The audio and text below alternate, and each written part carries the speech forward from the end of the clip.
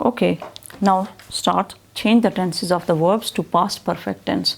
तो past perfect के अंदर क्या आता है? हैड और थर्ड फॉर्म। तो यहाँ पे Aamir has got all his sums wrong. Aamir ने अपने सारे सम्स रॉन्ग कर दिए। एक मैं दो एग्जांपल्स इधर करके बताऊंगी। Aamir has got all his sums wrong. Third form, Aamir had, इसकी भी third form get, got, got, gotten भी हो सकता है। Get, got, gotten. Aamir had gotten all his sums wrong. This is so simple. Then है John wants to make his parents proud of him. John क्या चाहता है कि उसके वालिदैन उसके ऊपर फ़ख्र महसूस करें। You should also try to make your parents make your parents that they should be proud of you. John wants to make his parents proud of him. और आपने क्या करना है? You should also try to make your parents proud of you. ठीक है ना? यहाँ पे है John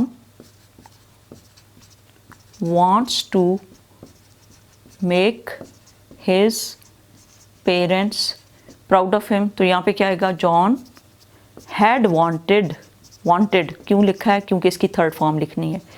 तो बाकी सारा वही होगा, wanted his parents proud of him. Then है सबके साथ क्या करना है? had और third form.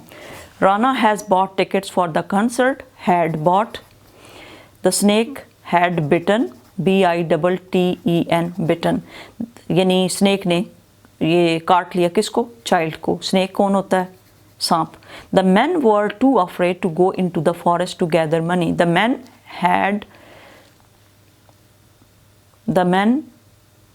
had been afraid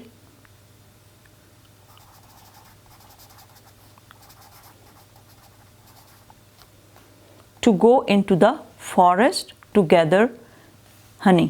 The little child had grown. यहाँ पे क्या होगा? GROWN, had grown to become a famous writer. Tom decided, had decided. सबके साथ third form, wanted to some exercise. The dog barked, had barked to warn the inmates of the house. Inmates यानी वहाँ के रहने वाले लोगों को उसने इन्फॉर्म किया. The tiger has become a man eater and a threat to the villagers. कि man eaters बन गया, यानी टाइगर जो है वो उसने, जिस तरह अब इस्लामाबाद में एक दफ़ा ऐसा हुआ था कि एक टाइगर आ गया था और उसने मैन को ईट करना शुरू कर दिया था। तो मैन जब ईट करता है, आदमियों को खाना शुरू कर देता है, तो उसको कहते हैं मैन ईटर, कि वो अब बन गया हैड बिकम। हैड बिकम की सेकंड फॉर्म क्या होती है? बिकम, बिकेम, और थर्ड फॉर्म भी बिकम में होती है। इसको याद रखिएगा, थर्ड फॉर्म क्या होती है? बिकम। तो यहाँ पे क्या आएगा? हैड बिकम, कि थ्रेट बन गया विलेजर्स के लिए। थ्रेट क्या? खतरा बन गया। It has rained all night. Had rained क्या आ जाएगा? हैड रेन्ड, सारी रात बारिश लगी रही थी। And the streets have become water logged, had become, और सारी सड़कें जो है पानी से भीग गई, बंद हो गई, वाटर लॉक्ड हो गई थी। द टूरिस्ट कौन होते हैं? जो सैर करने वाले होते हैं, जो कहीं पे, अब पाकिस्तान में म्यूज़ियम के पास बहुत सारे टूरिस्ट हमें नज़र आते हैं। तो tourist had walked all the way to the temple, सारे रास्ता चल के आए टेम्पल तक। They have received, had received, had सारा वही received, no news of their friend. Mother helped us, had helped, क्या आएगा? Had helped. थर्ड फॉर्म हमेशा us to make the costumes for the play. अच्छा, कॉस्ट्यूम्स क्या होते हैं? जो आप कपड़े बनाते हो ना किसी ख़ास प्ले के लिए, उसको कॉस्ट्यूम्स कहते हैं। कॉस्ट्यूम कपड़ों को भी कहते हैं, यानी कोई भी ड्रेस अच्छे तरीके से आपने बनाया उसको कॉस्ट्यूम कहते हैं, और डिफरेंट तरह के कॉस्ट्यूम्स होते हैं। नेक्स्ट है mother helped us to make the costumes for the play. अम्मी ने हेल्प की कपड़े बनाने में, हैड हेल्प्ड लिख देंगे।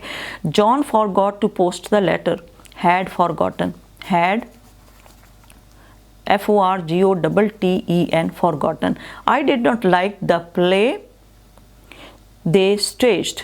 मुझे बिल्कुल पसंद नहीं आया। ये थोड़ा सा डिफरेंट है, इसको मैं आपको करके बता देती हूँ। I did not like the play they staged. जो उन्होंने प्ले किया वो मुझे बिल्कुल पसंद नहीं आया. तो क्या लिखेंगे? I, ज़ाहिर है ये कौन सा लगता है? had.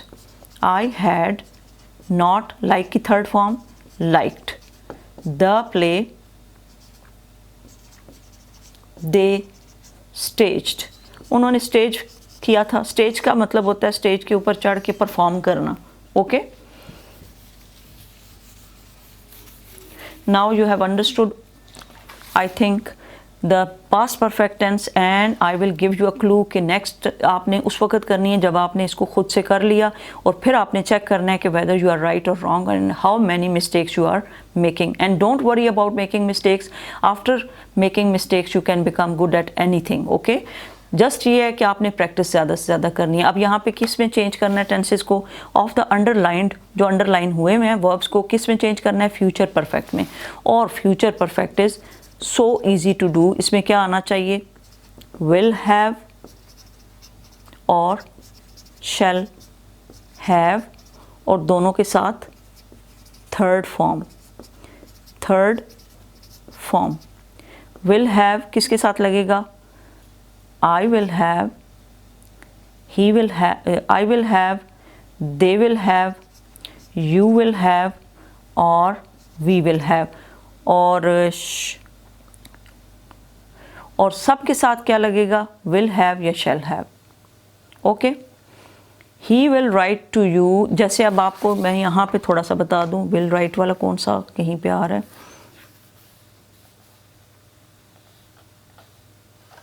I will be late नहीं, ये will have नहीं है.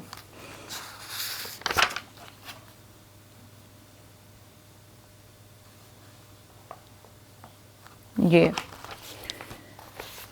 children will have gone to sleep. तो यहाँ पे कौन सी फॉर्म आई? gone, third form, will have, shall have. और अब मैं एक और बात बताऊं कि ज़्यादातर सेंटेंसेस के अंदर अब फ्यूचर में shall की कोई डिस्टिंक्शन नहीं है. ज़्यादातर में will ही लग जाता है और ये राइट होता है किसी में भी. वैसे पहले ये होता था कि I, she के या he के साथ क्या लग जाता था? I, we, I will, she will and he will and they shall, I shall.